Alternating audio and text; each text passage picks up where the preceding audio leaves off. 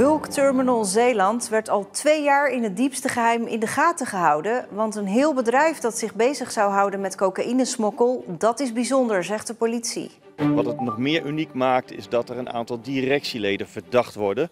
En dat maakt het wel uniek in Nederland. En dat maakt ook dat wij hier maximaal op ingezet hebben. En verder in deze uitzending. Blijft compensatiepakket staan met nieuw kabinet? En tweede poging om op waterstof te varen.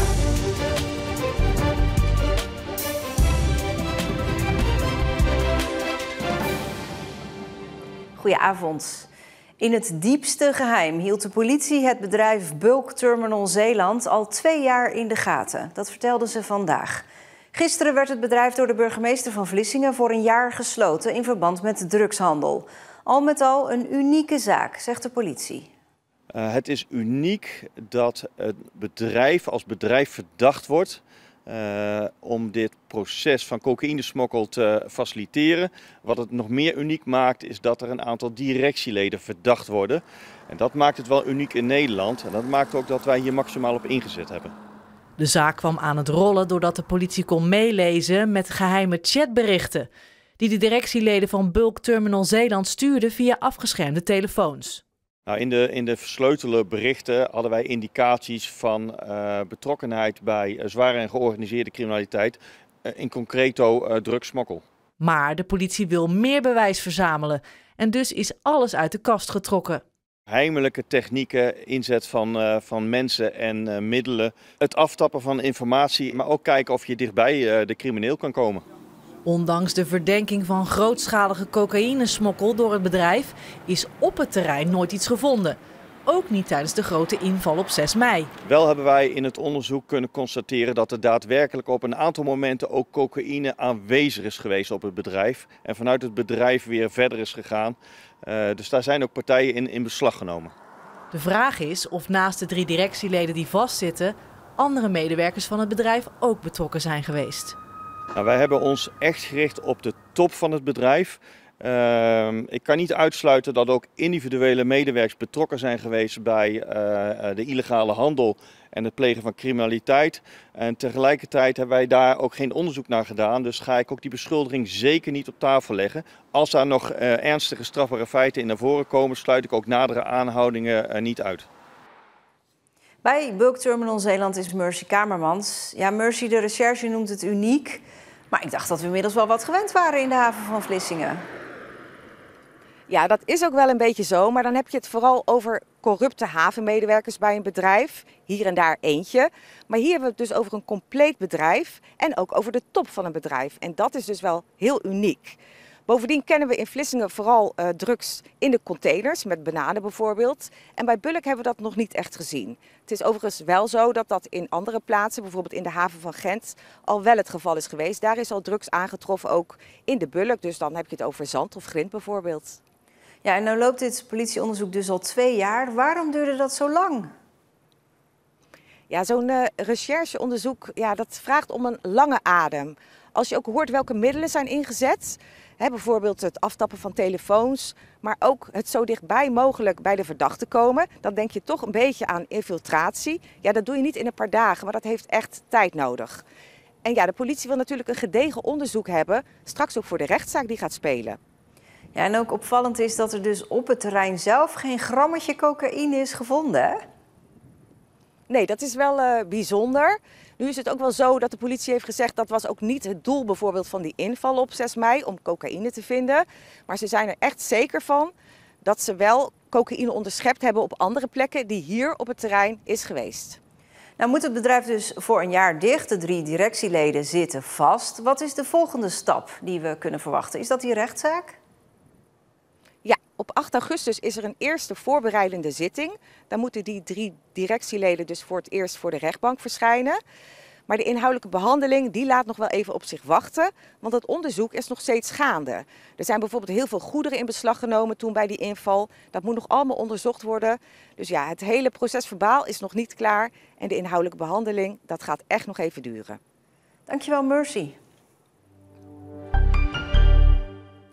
Leslie Patinama Kerkhoven uit Zierikzee stopt als tennisprof. Gisteren speelde ze haar laatste wedstrijd.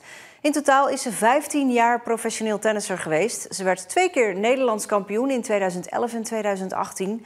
En 2 keer haalde ze de tweede ronde op Wimbledon.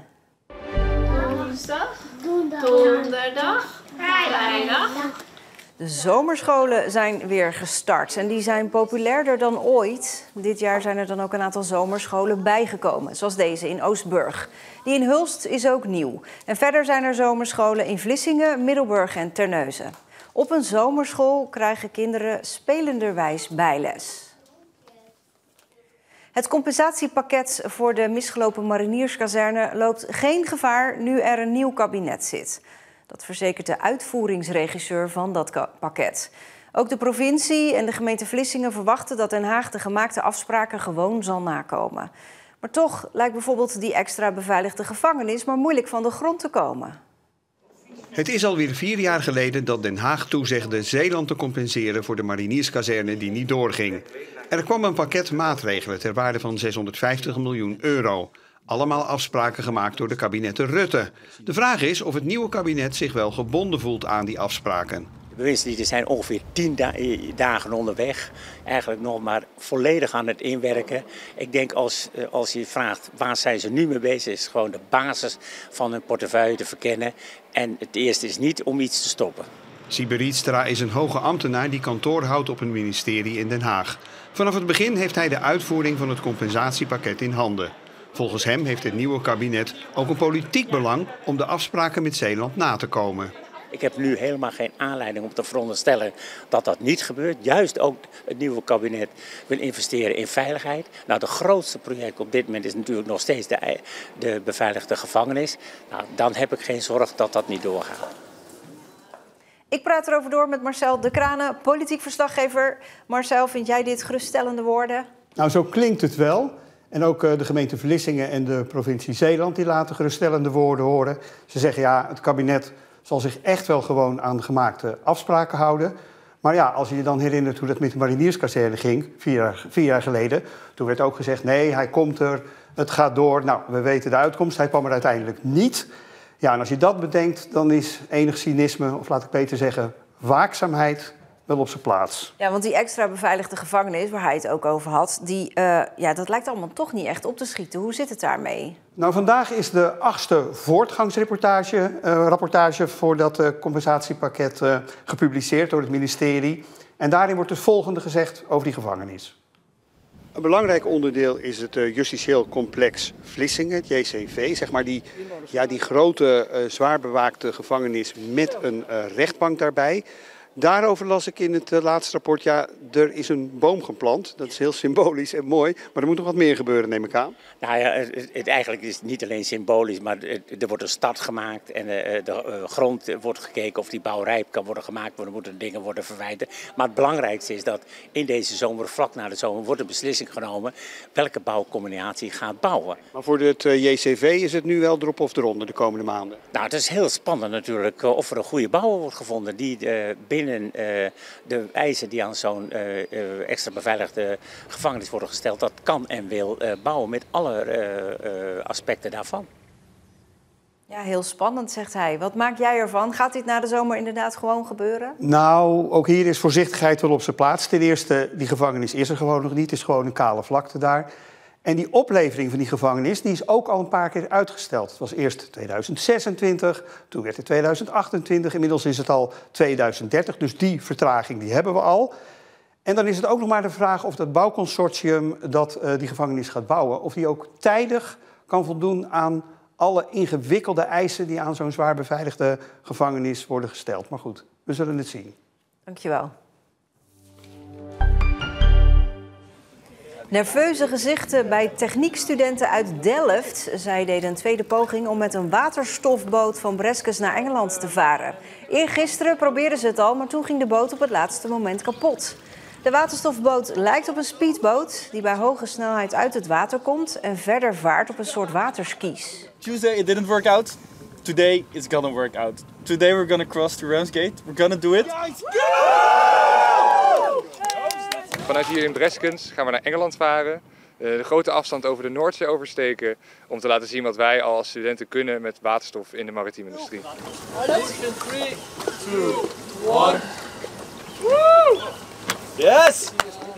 Vanuit Breskens ging het nog langzaam, maar op zee gaat het zo. Als het goed is, tenminste. De sjezen zijn weer uit de stalling gehaald en versierd voor de eerste folkloristische dag in Middelburg. Deelnemers hebben uitgekeken naar deze dag. Ik mag samen met 2 dames rijden in de sjees. En dat is altijd een leuke dag om te rijden. Gewoon de gezelligheid, het steken, het ringrijden, het chaserijden. Ja, eigenlijk gewoon, je maakt er een gezellige dag van met iedereen die rijdt. Het evenement trekt Zeeuwen, maar vooral ook veel toeristen. Het is gewoon folklore, het is gewoon traditie hier in Zeeland. En ja, hoort erbij vind ik. Je moet het een keer gezien hebben dan. Mijn vader heeft hier 20 jaar geleden gewoond. Dus, en dit is voor ons een soort nostalgisch uitstapje om daar weer over na te denken. Nou, de toeristen kunnen hun lol op deze zomer, want er volgen nog vele folkloristische dagen in de provincie.